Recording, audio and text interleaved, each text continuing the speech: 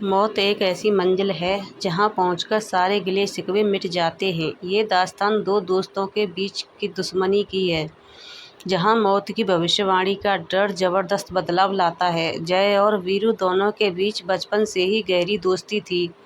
दोनों की दोस्ती व्यापारिक साझेदारी तक पहुंच चुकी थी। वीरू अक्सर अपने काम में लापरवाही करता था, लेकिन जय उसकी हरकतों को नज़रअंदाज करता रहता। एक दिन जब पानी सर से ऊपर हो गया तो जय ने वीरू से कहा, यदि तुम्हें व्यापार में लापरवाही करनी है तो हमें अलग हो जाना चाहिए। यह व्यापार केवल मेरा नहीं है, इसलिए यह केवल मेरी जिम्मेदारी नहीं। वीरू को जय की बात इतनी बुरी लगी कि उसने व्यापार को अलग अलग करने की बात मान ली। बस फिर क्या था, देखते ही देखते दोनों के रास्ते अलग हो गए। जय काफ़ी मेहनती था, इसलिए उसे वीरू से अलग होने से कोई खास फर्क नहीं पड़ा। वहीं दूसरी ओर वीरू की जिंदगी बदतर होने लगी। जय के बिना वह व्यापार चलाने में असमर्थ था। बहुत जल्द इसका एहसास वीरू को हो गया। कुछ ही सालों में जय की मेहनत ने असर दिखाना शुरू किया और उसका व्यापार दोगुनी तेजी से बढ़ने लगा, जिसका पता चलते ही वीरू के कलेजे पर सांप लौटने लगे। वह मन ही मन ईर्ष्या भाव से जलने लगा। उसे जय की तरक्की देखकर घुटन होने लगी। तभी उसने तय किया कि वह अपने दोस्त को जान से मार देगा। वीरू अपने दिल में प्रतिशोध की आग जलाकर जैसे ही जय की कंपनी में पहुंचा, उसे पता चला कि जय कहीं बाहर गया है। उसी कंपनी में वीरू की नज़र एक बुजुर्ग मुलाजिम पर पड़ी, जो शुरुआती दौर से ही कंपनी में कार्य कर रहे थे, लेकिन व्यापारिक बंटवारे के दौरान उन्होंने जय के साथ काम करना सही नहीं समझा। वीरू उनके पास पहुंचकर धमकी भरे अंदाज में जय को मारने की बात कहता है। वीरू की बात सुनकर बुजुर्ग कर्मचारी हंसने लगते हैं। उन्हें हंसते देख वीरू को ताज्जुब होता है। वह उनके हंसने की वजह पूछता है। तभी बुजुर्ग कर्मचारी जब जय की मौत की भविष्यवाणी करते हुए कहते हैं कि साहब तो 6 महीने में अपने आप ही बीमारी से मरने वाले हैं, फिर आप उन्हें मारकर जेल क्यों जाना चाहते हो। कर्मचारी की बात सुनते ही वीरू के पैरों तले जमीन खिसक गई। उसने अपने फैसले से घृणा होने लगी। उसे यकीन ही नहीं हुआ कि उसका दोस्त इतनी जल्दी दुनिया से चला जाएगा।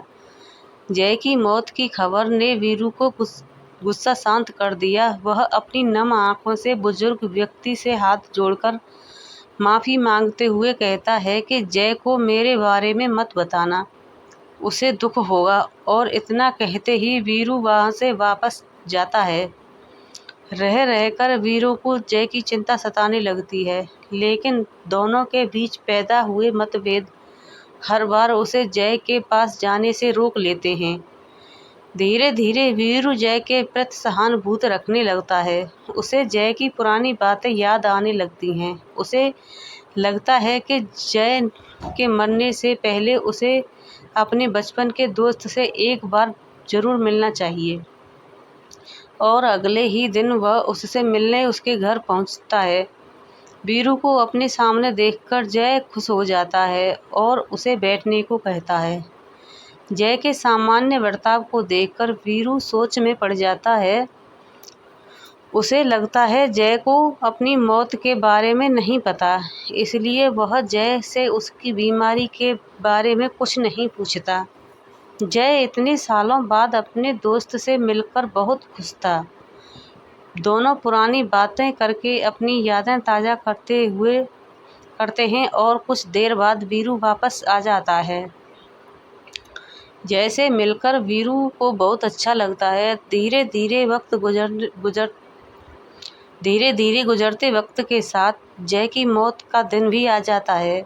वीरू सारा दिन अपने दोस्त की मृत्यु के गम में दुखी बैठा रो रहा होता है, और जैसे ही रात होती है वह अपने दोस्त के घर पहुंच जाता है। वहां उसे जय मस्ती के मूड में नजर आता है। वह जय से पूछता है तुम्हें इतनी गंभीर बीमारी है, फिर भी तुम्हें कोई चिंता नहीं। वीरू की बात सुनकर जय जोर जोर से हंसने लगता है और हंसते हुए कहता है, तुम पागल हो जो भले अच्छे भले व्यक्ति को बीमार कह रहे हो। वीरू अपनी बात साबित करने के लिए जय से उसकी कंपनी में काम कर रहे उसी बुजुर्ग कर्मचारी को बुलाने को कहता है, जिसने 6 महीने पहले जय की मौत की भविष्यवाणी की थी। जैसे ही जय को पूरा माजरा पता चला, उसने तुरंत उसी बुजुर्ग कर्मचारी को अपने घर बुलाया।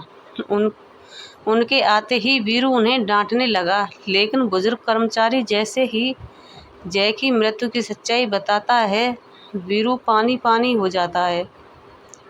बुजुर्ग व्यक्ति दोनों के सामने हाथ जोड़कर विनम्रता से कहता है कि मेरे द्वारा की गई मौत भविष्यवाणी झूठी थी। दरअसल उस दिन वीरू का गुस्सा देखकर कर्मचारी ने दोनों की दुश्मनी खत्म करने के लिए झूठ बोला, जिसका असर यह हुआ कि दोनों की नफरत फिर से दोस्ती में बदल गई है और आज दोनों साथ खड़े हैं। जय और वीरू बुजुर्ग व्यक्ति की समझदारी की तारीफ करते हुए उन्हें गले से लगा लेते हैं। बुजुर्ग व्यक्ति की समझदारी ने दोनों के बीच नफरत के जहर को ख़त्म कर दिया था और इसी के साथ मित्रता की कहानी ख़त्म हो जाती है।